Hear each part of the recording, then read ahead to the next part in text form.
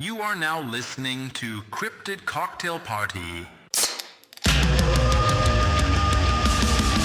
Creatures, let's meet for a drink. It's a treat. Join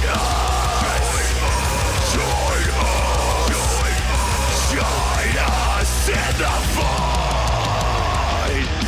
Cryptid Cocktail Party. Cryptid Cocktail Party. Welcome back, everyone, to another episode of Cryptid Cocktail Party, a show where we have a few drinks, share a few laughs, take a dive into the unknown. I'm your host, Dave, joined as always by my wonderful co-host, Sarge. How's it going, Sarge? Fucking great. Fucking hostile. Hostile? Yeah, I saw Pantera last night. That'll do it. Yeah, but usually that's like a type of rage you don't want because it's usually associated. No, that's mostly coke and steroids with their fan base. But I did see Amon Amarth, and they did a phenomenal job. Hell yeah, dude. Nothing like a good Viking metal band. Did they make you do the rowing thing? No, we didn't do any because they were opening for Pantera, so you couldn't have like the true Amon Amarth experience. Gotcha. But I took my 10-year-old because he's a huge fan. And how did that go? Oh God, it was so funny watching him. Like he's like clapping along, and he's like got the horns up. He was into it, man. Fuck yeah, dude. Nothing like corrupting the youth, man. I love it. That's the plan. That's the plan. He would not wear the shirt that I bought him, though. It's a shirt that has a rainbow on it, and it says "Satan loves me." He would not wear it. I was so disappointed. What? Is it because of the Satan thing, or because it had a rainbow on it? I guess 10-year-old boys. I don't know. No, he doesn't give a shit about rainbows. His sister and brother are queer, so he doesn't care. And I did not say that in a derogatory way. It's just how my accent makes it sound.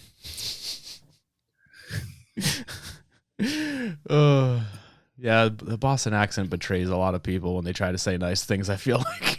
Yeah. I mean, the good news is there's no hard R's. I mean,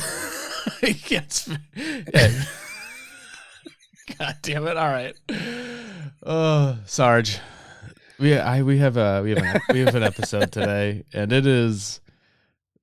It got away from me. I got real angry writing this script. I'm very excited. But I mean, I guess we need to start out real quick. So this past Friday, August 1st, 2025, just to right away make the episode no longer evergreen.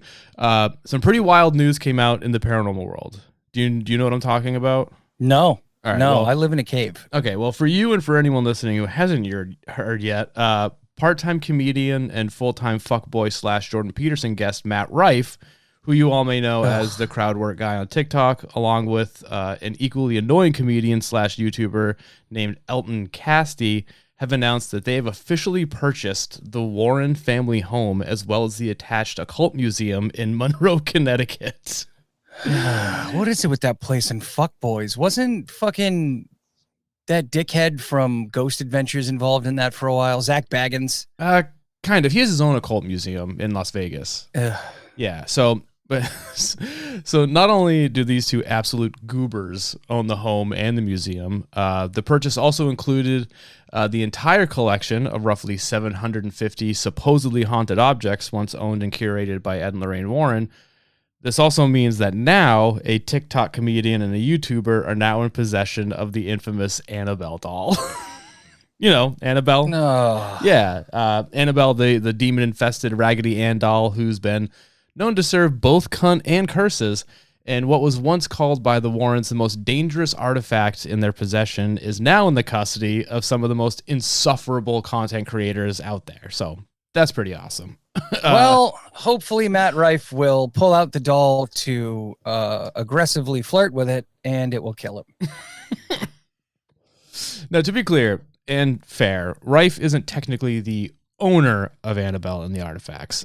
He's now the legal caretaker for them for at least the next 5 years, which was an arrangement made between Rife and the Warrens' daughter and her husband, Judy and Tony Spera, which pretty much like they're entrusting Rife and Cassidy to preserve the legacy and not fuck around with it.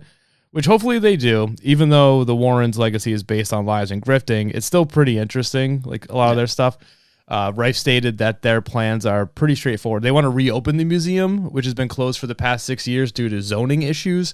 They also want to offer guided tours to the public. The collection will remain intact, with Annabelle back on public display in her little glass prison. But, and this sounds like a fucking terrible idea, he also hinted that he wants to open the house up to overnight stays and weekend visits, which means that regular ass people, like not just professional ghost hunters and YouTube like paranormal researchers, they'll have their chance to fucking unleash curses on all of us. So that's pretty cool. Yeah. Every syllable of this fucking story is making me angry. Every little bit. Like watching that smug, smirking little fucking twink play around with all that bullshit. That hairless fucking goon. Yeah. Oh God, I fucking hate that kid. I don't know why I hate him. No, I can't figure it out. I just want to punch him in the mouth. Yeah, he's insufferable. I don't know. I don't know. Yeah, he's the worst. He is the absolute worst. Agreed. He's right up there with like fucking Joe Rogan and Bert Kreischer and all those other fucking hack dildos.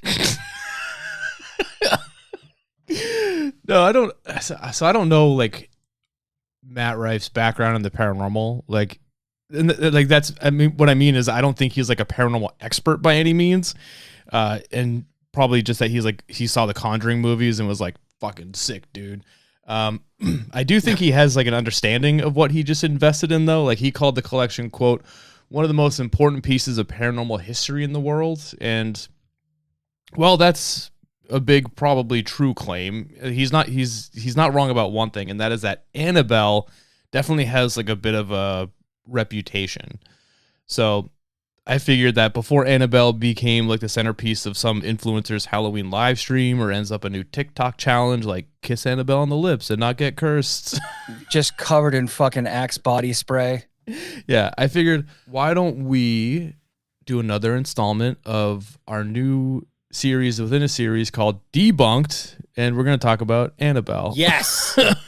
we joke about her enough that fuck it, let's just do a whole episode on her. So let's do it. Yeah. So a while back, I did an episode about paranormal hoaxes that featured briefly Ed and Lorraine Warren because fuck them. So to really tell the story of Annabelle, I'm going to be breaking this up into two parts: the Warrens version and the what actually probably happened version. Okay. Okay. So what do you know about Annabelle? I know that I fucking hate looking at that stupid goddamn doll. Mm-hmm. I did enjoy the Conjuring movies. I don't give a shit what anyone says. The third one was fucking stupid, but I did enjoy them. But Annabelle, I don't really know much about it. I think there was some nurses involved. I don't know. Yeah. So the Warrens version of the Annabelle story reads pretty much like the blueprint for every cliche haunted doll movie that has ever come out.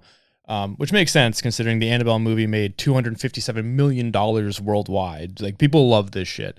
But anyway, so according to their accounts, it all started in 1970, maybe 1971, when a young nursing student named Donna received a large Raggedy Ann doll from her mother for her birthday.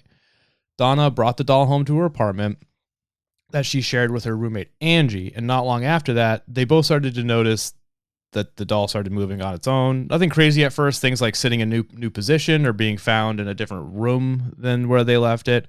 One time they said they found it kneeling on a chair in the living room with its arms folded on its lap, which for a cloth doll with no sort of like internal structure is pretty much impossible. Right. That's weird. Now, soon after that, they started finding handwritten notes on parchment paper that said shit like, help us or help Lou. Lou was a friend of Donna's that would spend time at the apartment from time to time. But to make this even weirder is that the roommates claimed that they didn't keep parchment paper in the house. So, spooky. Now, so the doll's got parchment paper hidden. Yeah. Just for such an occasion. There's like a little notepad. Yeah, when you need it the most, Annabelle will provide. Now, the two women understandably freaked out, but not quite ready to burn the place down and salt the earth so nothing else could grow there. They brought in a psychic medium.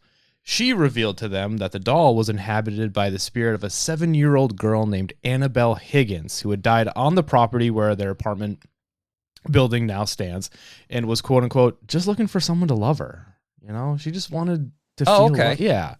So Donna and Angie being... Get a job, Annabelle. so Donna and Angie, being the decent human beings that they are, they gave the spirit permission to stay, which in hindsight, probably a mistake, because that's when everything went so far off the rails, it almost seems unbelievable. It's weird that the psychic didn't see that coming. Yeah. The activity in the home repeatedly got way more aggressive. Objects were moved and thrown. Shit would go missing. They would find Annabelle in physically impossible positions and in places it would be impossible for her to be. There were loud bangs and knocks at night, rustling and scratching sounds coming from empty rooms, and the constant feeling of being watched. Then, one night, Donna's friend Lou, he was attacked. He claims that one night while staying at the apartment, he woke up paralyzed. He said he saw the doll at the foot of the bed, and then it climbed its way up onto Lou's chest, and that the doll just sat there for a moment and stared at him, and then slowly began to strangle him. Which I feel like being strangled by a Raggedy Ann doll. Like how, like what would that do? That can't be anything, right? Well, now I see why Matt Rife is so attracted to this doll. It also has a very loose definition of consent. Oh. God damn. No. Throwback to the time he was accused of manhandling Zendaya. So, yeah, he's a real piece of shit. So he said that, Lou, not Matt, he said that he felt the pressure on his throat increase until he was nearly unconscious. Then, just as he passed out, he snapped awake with no doll in sight. The next day, Lou and Angie were alone in the apartment when they heard a commotion coming from Donna's room. Lou went to check it out and found the room was empty except for the doll sprawled out on the floor. As he stepped closer, he felt a sudden burning pain across his chest, and when he pulled up his shirt, he saw 3 distinct claw-like scratch marks.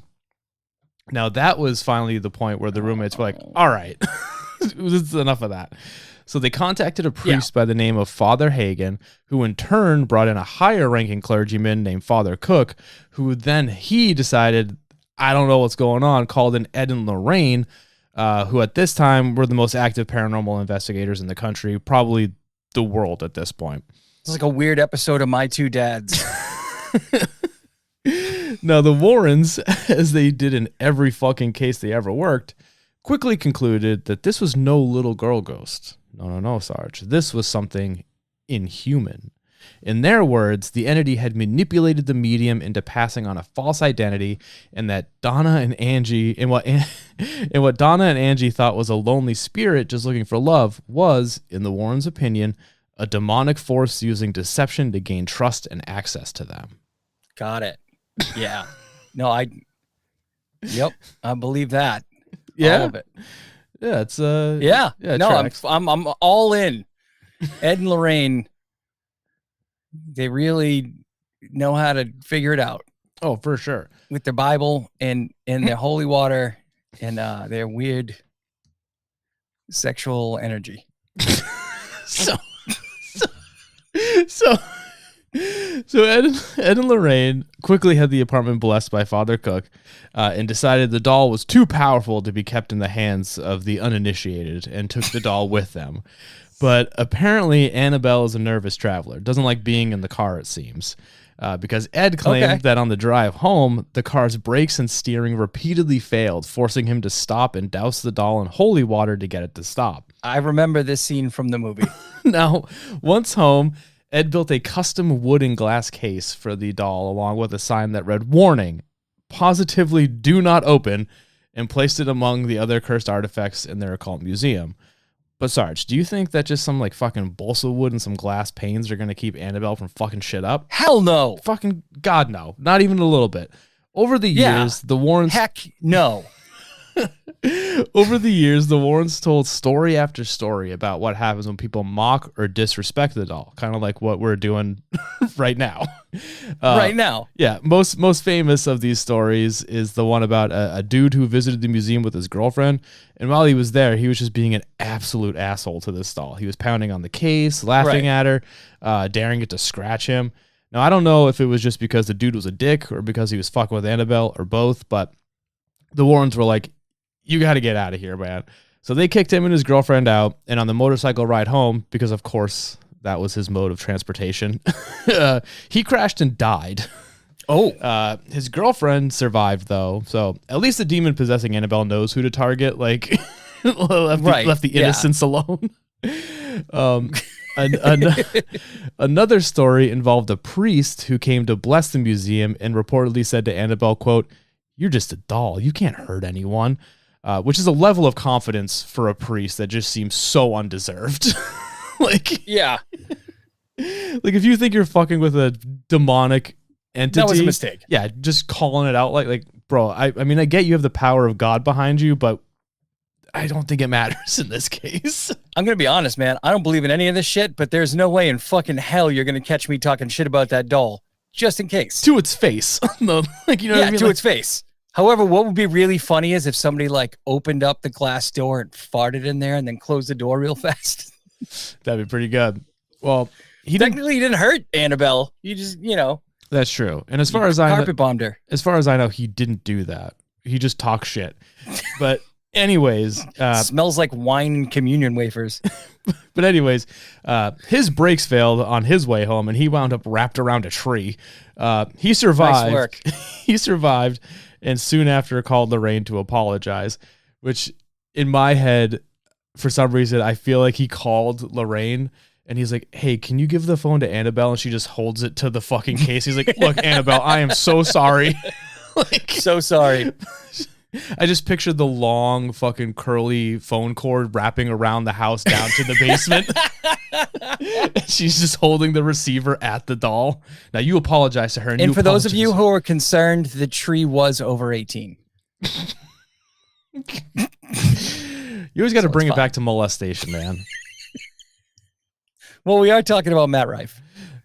Well, not anymore. We're now allegedly. Now we're moved on to Annabelle. So, in all of the Warrens' decades of case files, Annabelle has consistently remained their most dangerous object, and they've always warned that the doll doesn't act as your average, like, run-of-the-mill haunted item. It acts as a conduit for dark entities, and even behind the glass, she possesses a real risk if you talk shit to it, as we have seen. So, okay. So there you go. So that's the somewhat condensed version of the story that the Warrens have told for decades. Those are some of their favorite stories. There's not a lot to the Annabelle story. I don't know if you know that. Like, it's it feels kind of thin, to be honest with you. Yeah. I almost feel like they just stole a doll from this woman. She just went in and they're like, the doll's haunted, so I got to take it back with me. Weird that they didn't like dismember it or burn it. They were just like, no, I'm going to put it in a glass case with some museum glass. It'll block the UV light. Yeah. They treated it like and then put a sign on it. They treated it like you would treat a reptile at a pet store. Yeah. It's just the thing that I don't understand is they brought the doll, this horrible, haunted, evil fucking doll that they know can curse people. And they were like, let's charge money for people to put their lives in danger.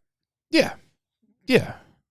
Because, Sarge, we're going to get into it, but... Yeah, they're bad people. I get it. Yeah, so, yes, like I said, so that's a condensed version of the story that the Warrens told. And it's the one that turned Annabelle into pretty much a household name. But once you start pulling back the threads, the real question becomes, how much of this story can be actually verified? Well, here's the thing. While the story is compelling and all the spine-chilling details, possession lore, and the mystery surrounding this doll... is fucking cool as shit, the entire story of Annabelle hinges on one source, the Warrens. Literally everything we know about Annabelle comes from either The Demonologist, which was a book published by the Warrens in 1980, or interviews, lectures, or even like secondhand stories retold by their son-in-law, Tony Spera. So let's break this down, starting with the roommates. You got Donna and Angie. They're pretty much the origin point of this whole story, but we don't know anything. We don't know their full names. Like, Donna is said to be a 28-year-old nursing student. Angie is just her roommate. And that's it. Like, no last names, no photos of them, nothing anywhere that could help anyone other than the Warrens corroborate this story. There's also the fact that where the two lived, like specifically, has never been publicly disclosed. No street address, no city block, or even neighborhood, just quote unquote somewhere in the greater Hartford, Connecticut area. And then you got Lou, the dude allegedly attacked by the doll. He too is only referred to by first name only, with zero evidence of him being attacked. There's no photos of the injuries, no independent interviews. Also, there's no like dates attached to his supposed attacks, like just a story that comes from the Warrens' own testimony, or stories that have been repeated in books and websites that then just cite back to the Warrens as the original source. Well, don't we have the last names of the priests, though? Well, here's the thing about the priests. Those names change, and they're interchangeable.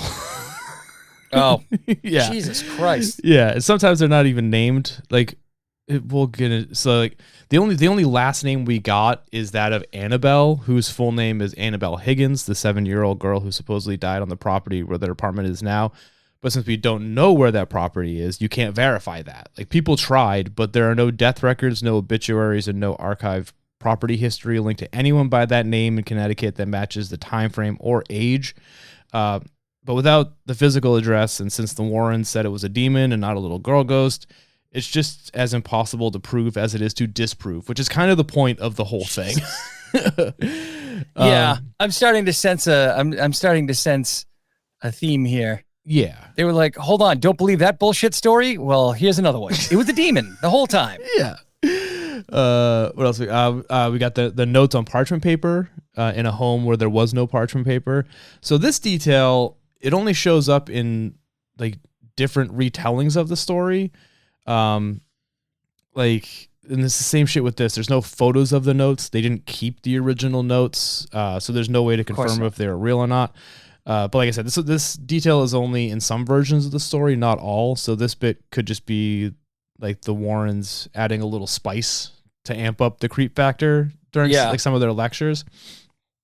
And yeah, but that leads me into this. Like, they keep adding shit to the story. Like, like one of the more sensational additions to the Annabelle lore came later on when Ed was doing live lectures. He used to tell the story about a police detective, unnamed, of course, who mocked the doll after it had been taken in by the Warrens. And according to Ed, this cop made the grave mistake of calling the whole thing utter nonsense, and then not long after, he was attacked. Not by Annabelle. I don't think it was by Annabelle. It'd be crazy because some versions say the cop was stabbed. Others say he was just seriously injured.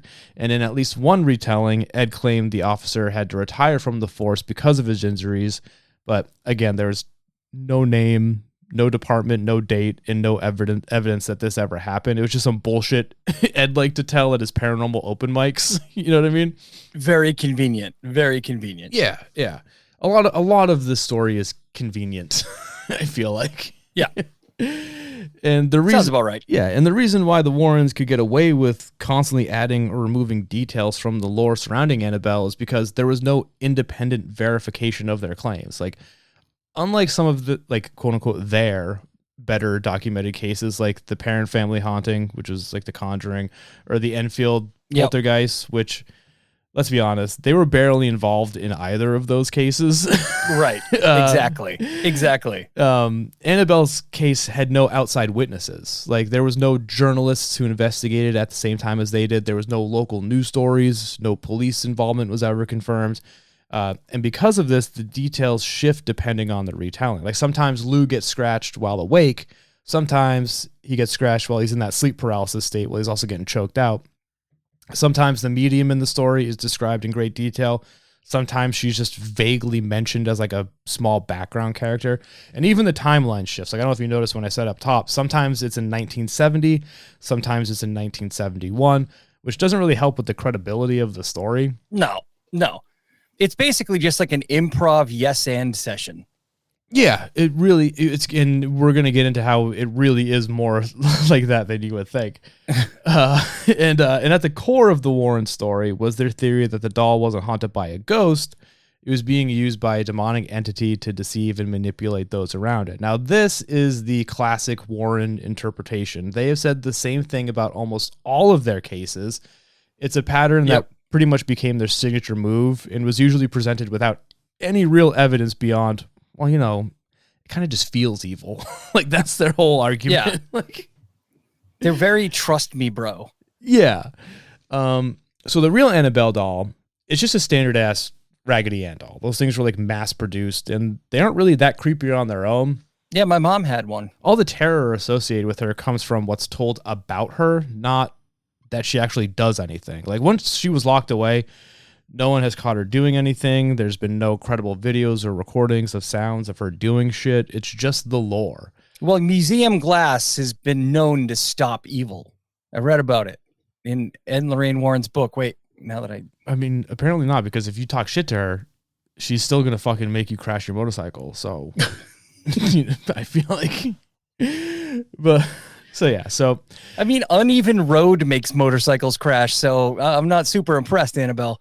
Yeah, or maybe they were just laughing so hard about seeing Annabelle while riding on it, like just the fucking constant shaking. I don't know, but yeah. So after Ed and Lorraine took possession of the doll, the story became part of their touring lecture circuit.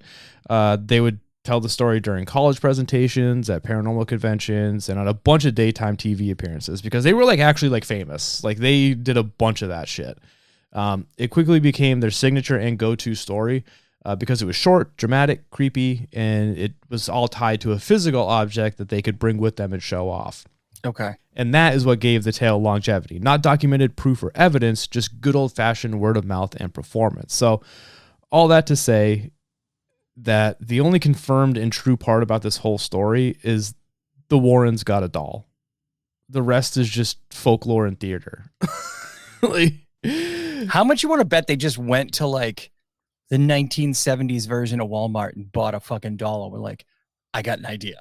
That is almost, honestly, that's what I believe is 100% what happens. Yeah.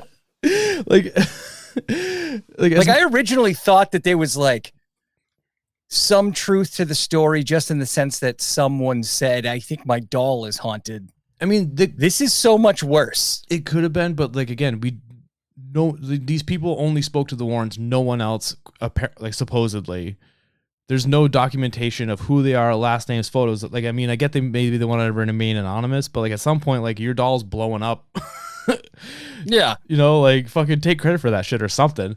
You could write a book. You could. Yeah, I mean, there were movies made about it, and these movies were made like early 2000s. So it's not like the people of the story are dead now. They're probably in their 50s or 60s or whatever. Like. Yeah. They easily could have gotten some fucking... Come out, claim your doll. Yeah. Now, as much as I fucking despise the Warrens and their bullshit methods of quote-unquote paranormal investigating, the story of Annabelle is kind of fascinating because it's like the perfect case study on how folklore gets packaged as fact. Yeah. Annabelle, to really simplify it, it's just an inanimate object that just sits there while everyone else around it projects their fears onto it, and that's proof enough for those who visit her. It's spooky theater dressed as documentation. And skeptics, rightly, haven't been shy about calling it out. Joseph Laycock, a professor of religious studies and expert in paranormal belief systems, he described Annabelle, the Annabelle case, as a classic example of belief-driven folklore. So in his view, it's less about paranormal reality and more about how people internalize and reframe fear. He also pointed out that the Warrens Museum was filled with quote-unquote off-the-shelf Halloween junk, not rare occult relics. Ed Lorraine Warren just raided their local spirit Halloween. Pretty much. Laycock and others have argued that stories like Annabelle's are more influenced by earlier haunted doll legends, like Robert the Doll in Florida, or even pop culture things. Like there was an episode of The Twilight Zone called Talking Tina, and in that episode, the doll's name was also Annabelle. That one's creepy. So not yeah, subtle. That's creepy. Yeah, in one of the few deep dives into the Warrens' actual museum, the New England Skeptical Society called them out pretty hard. Their report described the occult museum as more of a basement curiosity shop than a vault of cursed horrors. There was no documentation, no tests, and no baseline for any of the claims being made. They described the Warrens as quote unquote unsophisticated ghost hunters and said their work quote unquote exhibited a blatant disregard for scientific methods. So their conclusion was that's the nicest way of calling somebody a hayseed I have ever heard.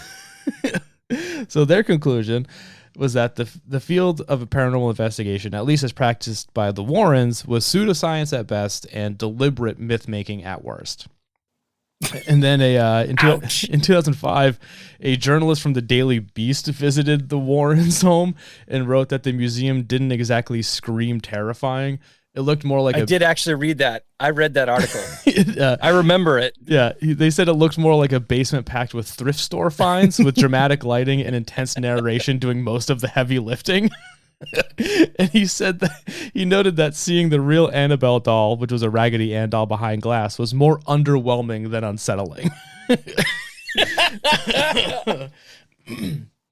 It's so good. That same sentiment gets echoed a lot. Like without the storytelling, the warnings, the signs, the doll is just a doll. It's like the narrative itself that gives it weight, not the object. Yeah, it's like they couldn't alter the doll in like some way or another to make it weirder. Yeah, but what skeptics point out the most is the structure of the story. It follows like the classic beats of like folklore. You got a cursed object that appears harmless, a warning not to tamper with it, a tragic consequence for someone who ignores that warning, and a moral about respecting the unknown. So in this case, the message is you mock the supernatural and you'll get punished. And that structure mirrors not just haunted doll stories, but it's like every single horror movie made about a Ouija board. You know, it's like that same kind of beat for beat story. Skeptics also believe, as do I, that the fear factor behind Annabelle the doll it's all just the power of suggestion. Like people see the doll and bring their own expectations. Like they've heard the stories, they've seen the movies.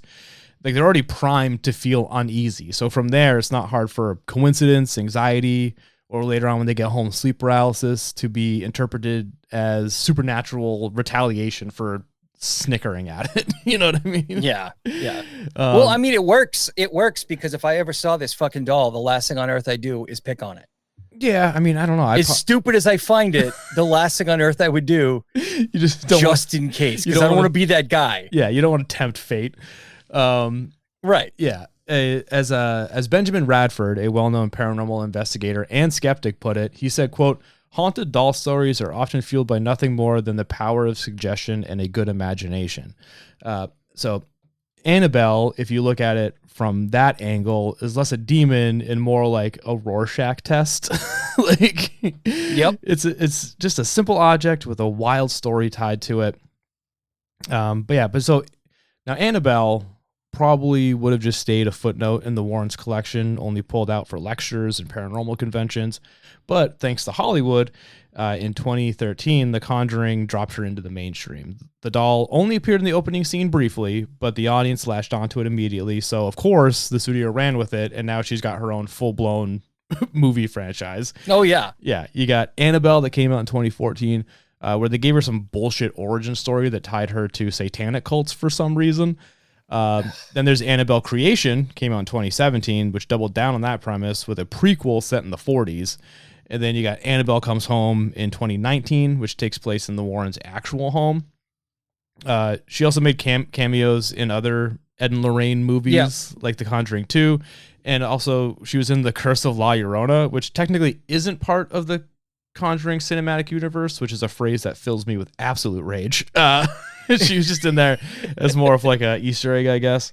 And as I'm sure you notice, the Annabelle doll in those movies is not a Raggedy Ann doll, but now a cracked porcelain nightmare because it's way more terrifying. Right. Yeah, but people love that shit. Like Annabelle is now a modern horror icon. But the worst part is now people conflate the movies with the actual story. So like the myth fed the movies, but now the movies are feeding the myth. It's like an Ouroboros of just bullshit, but it's just nonsense all the way down. Yeah, but I mean, whatever. Like whether you think she's possessed, cursed, or just famous for being famous, Annabelle isn't really going to go anywhere. Like as long as people are scared of dolls, and they always will be, she's going to stay relevant, and in turn, so will the Warrens, which fucking sucks. Like she's not. You know who's really scared of dolls? Zach Baggins. I didn't know this, but he's terrified of dolls. Yeah. Well, I mean, also dolls suck. They're not great. Like, I mean, the porcelain ones are creepy as shit. Yeah. Raggedy Ann doesn't scare me at all. No, but that's why they had to change it. That's why it's not Raggedy Ann in the movies. Exactly. Yeah, but so now she's no longer a paranormal artifact. Like, she's an IP, she's a brand.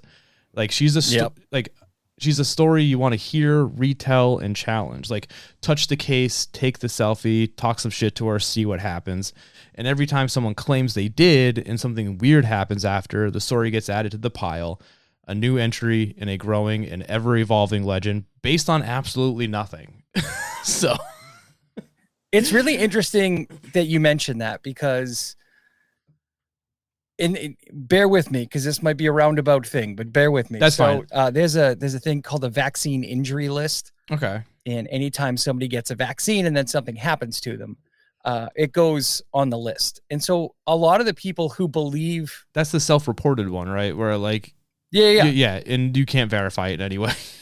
Exactly. So a lot of people who believe that, COVID killed people because they followed the vaccine injury list. But the thing is, there are people who are hit by cars, and that was reported. Yeah. Like, oh, this person died after getting the vaccine.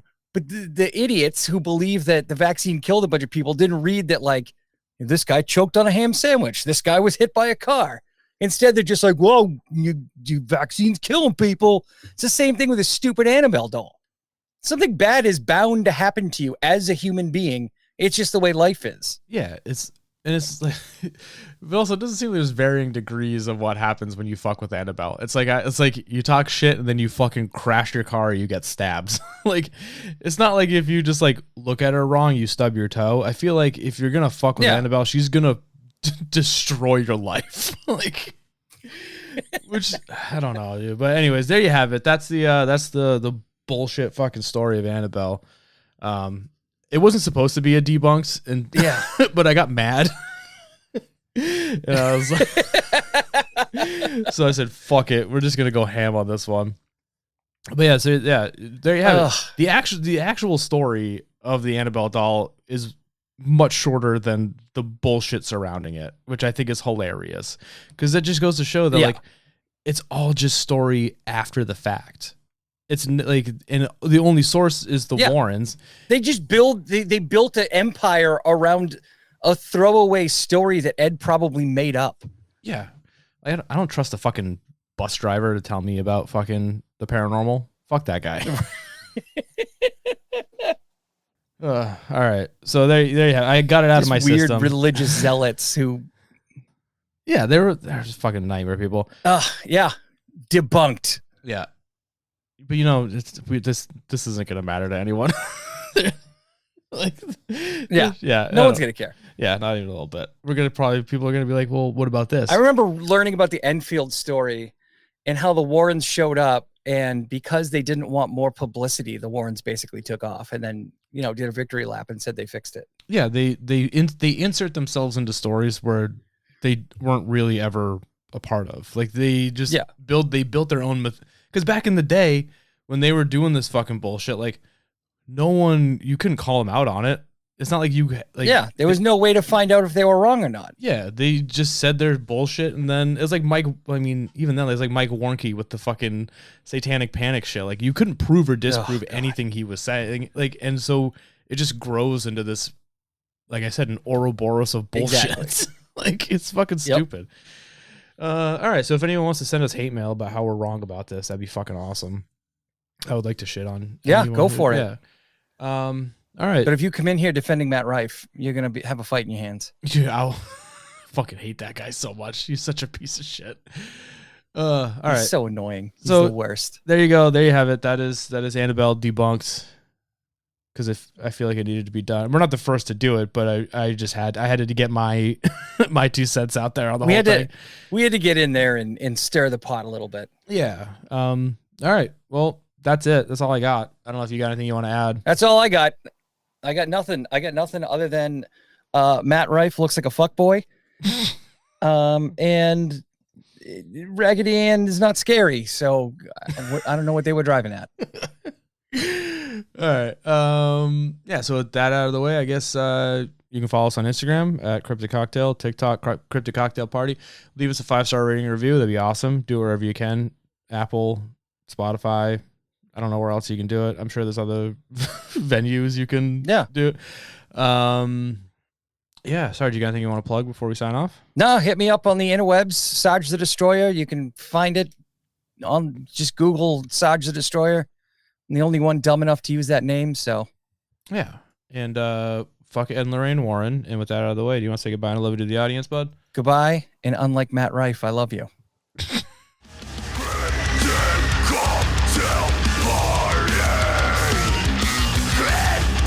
Cocktail Party!